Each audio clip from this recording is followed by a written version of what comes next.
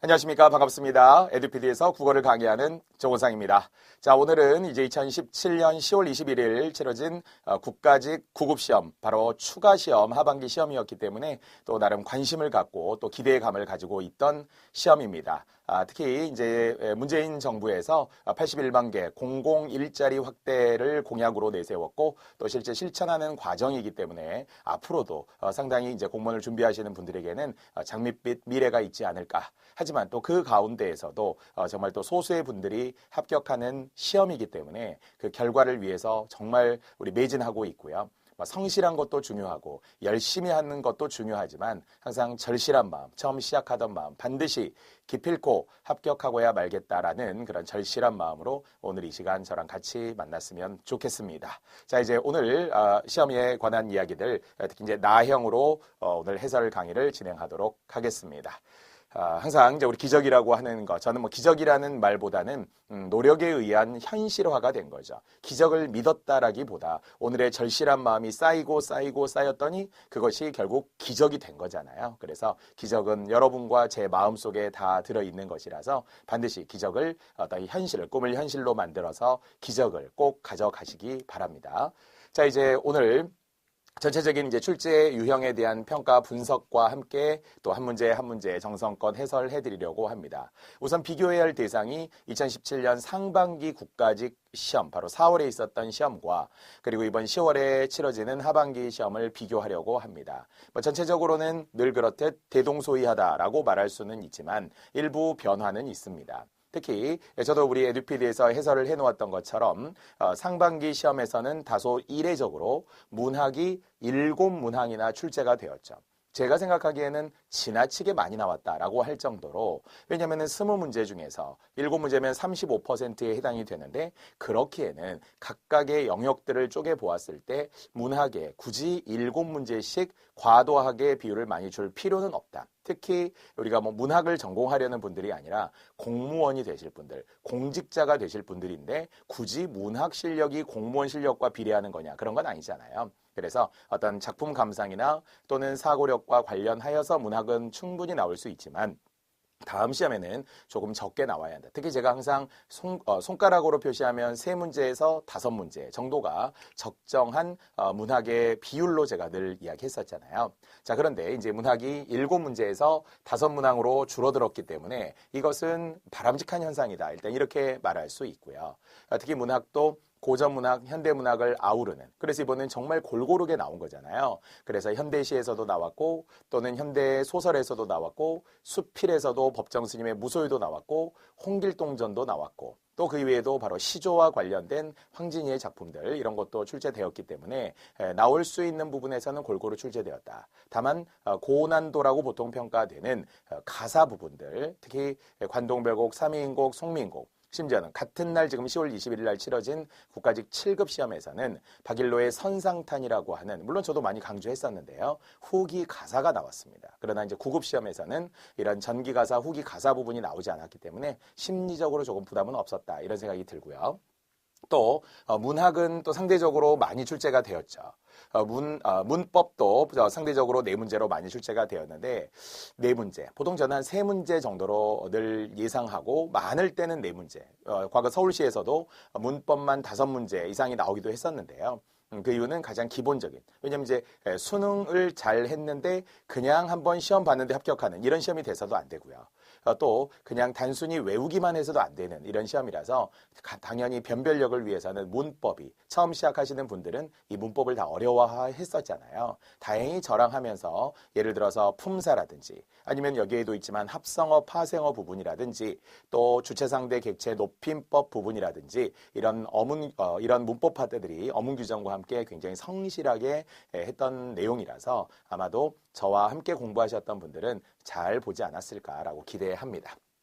또, 자, 비문학 부분도 역시 지난 시험에 두 문제가 나왔을 때 조금 적게 나왔다. 이렇게 이야기를 했었는데요. 왜냐하면 비문학도 전체적으로 보면 이 국가직만 두 문제였을 뿐이지 지방직, 서울시 시험에 비춰보면은 최소 세 문제, 최대 5문제, 더 많이 나오면 7문제까지도 나올 수 있는 시험이 비문학 영역입니다. 이건 정말로 독해력과 관련이 되고 시간 조절 능력과 관련되고 정확한 답을 찾기 위해 암기형 문제가 아니라 사고형 문제이기 때문에 비문학 독해는 앞으로도 더욱더 나올 가능성이 높다. 특히 학생분들이 어려워하는 순서 문제라든지 최근에 추론 문제, 추론 방식 같은 거, 오류 같은 문제들도 2017 이후 시험에 많이 나오고 있는 추세잖아요. 그래서 비문학이 한 문제 늘었다라는 것도 당연한 현상이라고 생각을 합니다.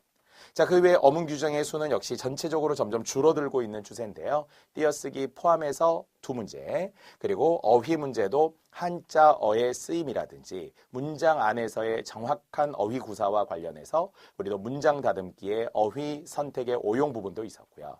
또는 고유어나 한자어들과 관련된 의미, 쓰임까지 평소에 우리 많이 강조했던 부분입니다.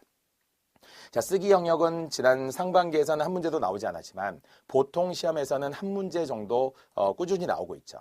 그 중에서도 고쳐쓰기, 왜냐하면 이제 고쳐쓰기라는 전체 영역 중에서도 그 가운데 접속어의 사용이라든지 아니면 문장과 관련된 내용, 통일성에 관한 이야기라든지 아니면 숨어있는 어떤 맞춤법이나 아니면은 역시 어법 문제들까지도 시험에 하나로 설명할 수 있는 것이 고쳐쓰기 영역이죠. 그래서 이번에 고쳐쓰기와 함께 보기에 조건을 주면서 조건에 모두 부합하는 것을 찾는 문제가 출제되었습니다. 자, 나머지 한자 부분은 사실 항상 우리가 걱정되는 부분이기는 한데요. 두 문제에서 한 문제로 줄어들긴 했지만 결국 어휘 부분과 관련이 있고 한자 성어와 관련이 있기 때문에 결론적으로 한자 계열 문제는 이번에 최소 3문제, 최대 4문제까지도 출제되었다라고 할 수 있으니까요. 항상 이야기하듯 한자를 포기하면 국어를 포기하는 것과 같아서 한자 관련 부분이 최근에 당락을 좌우하므로 쉽고 어려움이라는 것이 아니라 내가 못하는 부분이 없어야 한다. 그래 앞으로도 발전 가능성이 있는 거죠. 예를 들어 평소에 80점에서 90점 사이가 나오지만 한자는 계속 틀려. 이러면 거기서 절대 발전 가능성이 없는 거죠. 하지만 한자는 돼 있는데 사소한 걸 실수했어. 근데 다음에는 꼭 맞을 수 있을 것 같아. 이런 분들은 굉장히 희망적인 거잖아요. 그래서 결국 한자가 돼줘야 한다. 한자가 밑받침이 돼 주어야 그래서 완전체가 되는 것이지 한자 빼놓고 나머지 다 맞겠다. 이런 것은 결국 뒤에 가서 크게 후회하고 뒤통수 맞을 수 있는 부분이니까 우리도 한자 특강 등을 통해서 열심히 했고요. 또 한자 부분도 실제 강의에서도 많이 설명했습니다. 또 잘 알지만 이번 시험들은 전체적으로 국어 시험이 쉬운 편이었다. 한국사는 어려웠고요. 영어는 역시 늘 좀 그렇듯 어렵고요. 그러나 국어는 상대적으로 쉬운 편이었을 뿐더러 지난 상반기 시험도 쉬운 편이었죠. 특히 90점 받은 분들이 많았다고 친다면 그 이유는 한자 하나, 낯선 고유어 하나 이런 정도의 이제 오답들이 있었고요.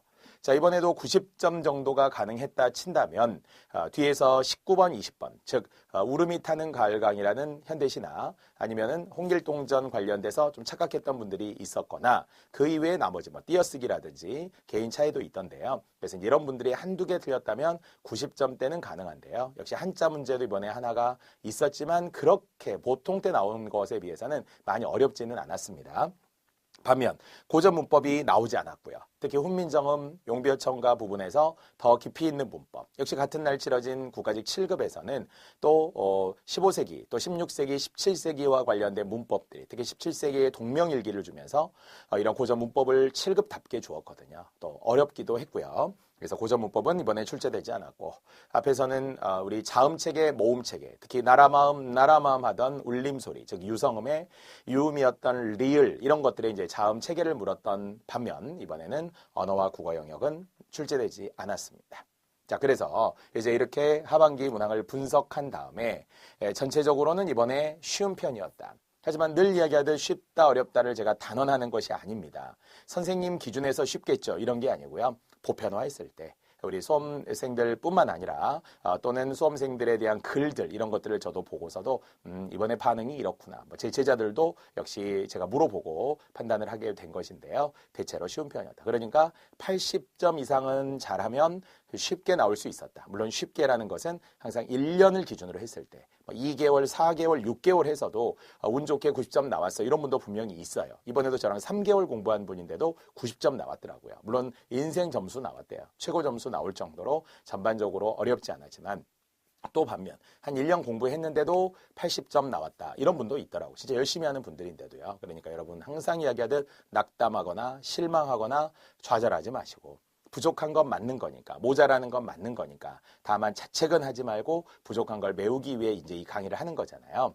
자, 그래서 일단 대체로 쉬운 편이었다는 거. 문학에서 역시 문제가 5문제, 문법에서 4문제가 나왔다고 했으니까 여기만 하더라도 약 절반 정도의 비중을 차지하는 45%의 분량에, 거기에 이제 더하여서 비문학이 3문제가 되면 3가지 대표 영역만으로도 12문제, 60%가 출제되었다고 할 수 있고요. 여전히 한자와 한자성어 문제는 이제는 필수이다. 그리고 반드시 경쟁력이 있어야 한다. 남들만큼 해서도 안 되고요. 남들이 틀릴 때 내가 맞을 정도의 집요함과 그리고 정말 끊임없이 한자 공부하는 그런 여러분의 정성과 노력이 있어야 이제 경쟁력을 확보해서 합격할 수 있는 거잖아요.